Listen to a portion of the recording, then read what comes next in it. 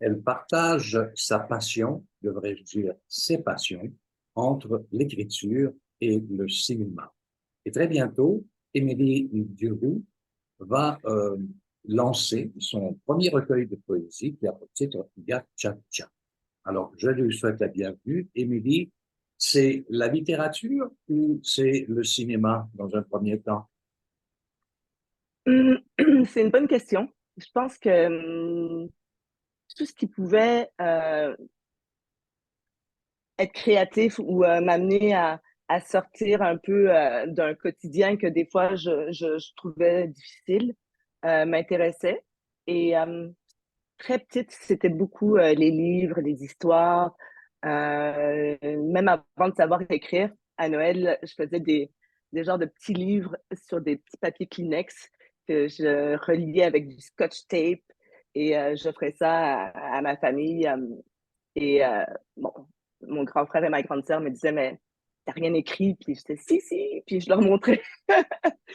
Mais ensuite, il y a eu le cinéma et la télévision euh, parce que ça me montrait des réalités euh, à travers le monde, à travers les familles aussi. J'étais très, très, très intéressée par les familles que je voyais au petit écran ou au cinéma, puis les dynamiques et c'est ça. Et ça m'a toujours...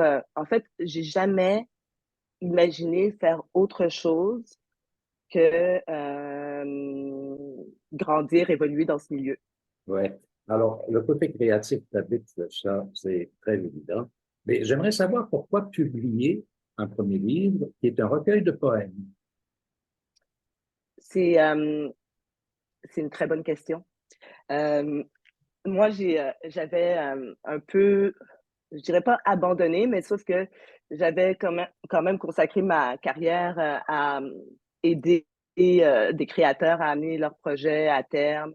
Euh, Pendant 8 ans, j'ai travaillé en doublage comme chargée de projet pour des longs métrages et je relisais des adaptations, euh, donc de l'anglais vers le français.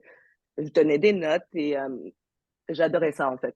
Ce que je préférais, c'était justement euh, essayer de trouver le one-liner qui pourrait avoir l'équivalence en français, en anglais. Bon. Ensuite, il y a eu la pandémie. Et pendant la pandémie, j'ai eu le temps de m'arrêter complètement.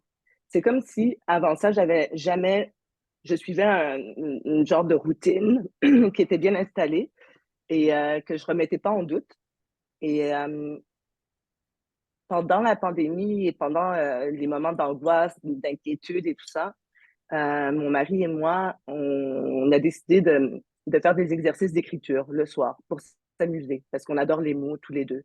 Alors, on se lançait un thème et on se donnait 30 minutes et on écrivait un peu ce qu'on voulait. Puis ensuite, on se relisait l'un à l'autre nos écrits. Et ben, j'ai adoré ça et c'est un peu comme ça que l'idée a commencé à germer. J'aimerais qu'on parle un peu de tes origines. Tu es rwandaise d'origine, c'est ça? Ben, je crois, en fait, euh, mes deux parents sont rwandais.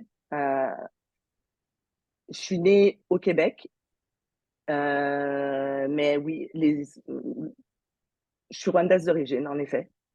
Et bon, cette tradition, si on veut, ou tes racines, d'une certaine façon, t'ont-elles beaucoup influencé dans dans ton écriture, dans ta création? Ou est-ce que c'est plutôt le fait, ça n'a rien à voir? Ben, je pense que ça a tout à voir, dans le sens que moi, j'ai toujours vécu avec la, pas la communauté, mais j'avais la chance d'avoir quand même la famille élargie aussi établie au Québec, qui sont donc rwandais, surtout du côté de mon père. Euh, et voilà, on mangeait du foufou, de la pâte de manioc quand on voulait célébrer quelque chose. Ma mère, elle me parlait des petites bananes délicieuses du Rwanda, les meilleures au monde. Il y avait aussi beaucoup de proverbes qui revenaient. et des façons de faire. Euh, Même dans l'éducation, par exemple, mon petit frère, il n'avait pas autant de tâches ménagères à faire parce que, selon ma mère, il fallait que les filles... euh, ouais, ma mère disait toujours, les mains d'une femme ne doivent jamais être immobiles. Elles doivent toujours essayer d'aller voir qu'est-ce qui se passe, nettoyer un truc, servir à boire. Euh, et moi, comme je vivais au Québec et j'étais aussi québécoise, ça me révoltait, mais à un point... quand je voyais mon frère jouer au Nintendo, puis il fallait que j'aille faire une brassée, c'était... ouais. J'aimerais revenir à ton écriture. Sans doute que tu as Gacha Gacha pas très loin, ton recueil, que tu vas lancer d'ailleurs à la librairie Un livre à soi le 13 octobre à 17 heures, et publié aux éditions Hurlant. Est-ce que tu pourrais nous donner un bref aperçu de ton écriture? Oui, avec plaisir. Je, alors, je suis en train de me dire qu'est-ce que je peux bien vous lire parce que je dois dire que en plus de la famille du Rwanda, euh, du génocide par le fait même, parce que même si j'ai eu la chance de ne pas être au Rwanda ou en 94 pendant le génocide, les répercussions, je les ai ressenties ben, de loin, mais de façon violente aussi. Donc, il y a quand même, c'est un peu quand même teinté d'anxiété, je dirais, mon recueil. Mais bon, je vais vous lire un texte. D'accord. Et voilà. Alors, excusez-moi, je cherche un texte. Prends tout ton temps. Euh, ouais, ça sera vraiment pas très long. Bon. Je vais vous lire un texte que j'ai appelé Communauté 101. Je n'ai pas de communauté. Je veux aller vite. Seul, on est plus rapide. Le village m'a écrasé, mais je me suis relevée. Seul, c'était plus facile. Les traditions de mes ancêtres, les dictons bourrés de sagesse. Quand ton fruit est pourri, tu le lèches. Je les connais par cœur, mais mon parcours me fait douter de leur véracité. Je veux bien m'incliner pour recevoir les conseils et l'absolution des aïeux, mais seulement s'ils ont fait leurs preuves, hors de tout doute et de toute frontière. Car vieille dame, sache que je suis allée au pays natal. Personne ne m'a accueillie à bras ouverts, on m'a traitée en étrangère, sans égard pour mon nom, mon clan, ni même pour mon totem. Certes, des visages m'ont semblé familiers. Le sourire d'un cousin lointain m'a rappelé mon défunt frère et j'ai aperçu une femme qui ressemblait tant à ma mère, plus jeune. Elle avait sa démarche et son allure fière. Je ne suis plus nostalgique du pays depuis que j'en suis revenue. Ce n'est qu'un open terre avec un tas de vallées, sans océan et sans mer. Pas de quoi s'exalter, mais pas non plus de quoi faire un drame. Je vais renouveler mon statut d'exilée permanente. Je ne prêterai plus foi aux balivernes de la génération précédente. Le pays de mes ancêtres n'est pas fait pour moi, mais je conserve un proverbe entendu là-bas. Si quelqu'un te hait, cache-lui que tu le sais. Ce précepte me plaît.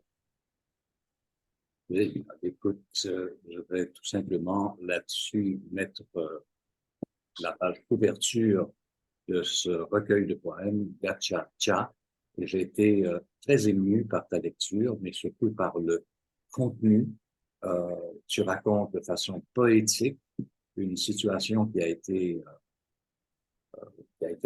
épouvantable pour des milliers de gens, mais en même temps, ça démontre que tu es très québécois. C'est vraiment dans le temps présent. Et ça, je trouve ça important. Et je crois que tu le réussis très bien dans ce bref extrait. Euh, ce recueil bon, euh, contient tout ça en même temps, c'est-à-dire la québécitude, le Québec, le Rwanda, les ancêtres, les racines et Oui. mhm, Ouais, moi j'ai eu la chance de voyager énormément quand j'étais enfant parce que je suis née au Québec, mais de l'âge de 6 ans à 17 ans, j'ai habité en Afrique de l'Ouest. Mon père travaillait en coopération internationale et donc j'ai vécu 4 ans au Niger, 4 ans au Burkina Faso. Je suis allée au Mali, au Togo. Donc j'ai énormément connu cette partie du continent africain. Et, euh, et quand je suis revenue au Québec, ben, c'est comme si j'ai immigré pour une deuxième fois parce que là, je revenais avec un bagage qui avait teinté mon accent, qui avait teinté aussi ma vision des choses. Mais pourtant, je suis née à Cap-de-la-Madeleine, à Sainte-Anne-de-la-Pérade. Et donc, il y a eu comme une double immigration en l'espace de très peu de temps. Et le Rwanda a toujours été là, en arrière-plan, parfois en avant-plan. Mais c'est ça, je sacre en québécois. Quel parcours incroyable. Six poissons, des chenaux, enfin, et la planète qui est tout autour de nous, aussi, et surtout l'Afrique. Dis-moi un mot sur ton implication, toujours ton implication en cinéma et en télé, en doublage. Ben, en ce moment, je suis en train justement, écoutez, je sais que c'est arrivé à plusieurs personnes, mais moi, la pandémie a vraiment soulevé des roches. Et donc là, je suis vraiment en remise en question. J'ai l'impression euh, que je vais faire preuve de courage et essayer cette fois en cinéma aussi de raconter des histoires qui me sont propres. Euh, donc, c'est encore embryonnaire comme projet, mais j'ai un petit projet en tête de documentaire que je suis en train d'explorer. Euh, Faut dire mais qu'il y a aussi une équipe autour de toi. Hein. T'es pas seul dans tes projets, vous êtes plusieurs ben, personnes dont les compétences sont absolument ben, une question. en fait, en ce moment, je suis seule dans le sens qu'en ce moment, je suis sans emploi, si on veut, si on considère que la poésie n'est pas un emploi au sens propre. Donc, pour le moment, comme je suis vraiment en phase de réflexion, je suis seule avec mes idées et mes amis imaginaires. Donc, non, on oublie. Mais ce que je veux dire, c'est que en ce moment, je travaille seule. J'ai travaillé en effet visuel chez Rodeo FX. J'ai travaillé donc chez Diffus, chez Technicolor. J'ai travaillé à la pige comme assistante à la réalisation. Euh, j'ai aidé aussi des amis, des fois de façon bénévole, qui réalisent parce que j'ai quand même développé une expertise que je veux pas qu'elle s'endorme parce que parfois quand on est un petit peu trop dans la tête, en réflexion, on peut oublier la technique et devenir un peu, pas caduque, mais en perdre un peu. Donc, j'essaye de me garder à jour. Mais non, en ce moment, j'avoue que euh, je suis en réflexion. Ah, Je c'est bien. suis, j'ai, j'ai un projet de roman que je veux faire. J'ai un projet de documentaire que je veux faire. Mais je suis encore vraiment au tout début de l'écriture de juste la structure de ça. Donc, j'ai pas de date ou d'équipe associée pour l'instant. Alors, écoute, Émilie Ndedjourou, je vais te laisser le mot de la fin en invitant les gens je veux dire, à ton vernissage, à ton lancement de ce recueil, Gachacha. Et Ouais. je te remercie beaucoup d'avoir été disponible pour notre rencontre aujourd'hui, qui a été vraiment super intéressante. Ah Alors, ben, merci, j'étais un petit peu nerveuse, mais vous m'avez mis tout à fait à l'aise, donc je vous remercie. Émilie, la parole est à toi en terminant. Ben, voilà, j'espère qu'il y a des gens qui vont lire Gachacha, qui vont, euh, euh, qui vont le lire avec leur cœur et qui vont être assez ouverts pour voir euh, la, la, la poésie derrière certains moments douloureux et mon amour pour les mots, mon amour pour le français et mon amour pour le Rwanda et le Québec. Merci beaucoup, Émilie, pour ton témoignage. Ben, merci beaucoup.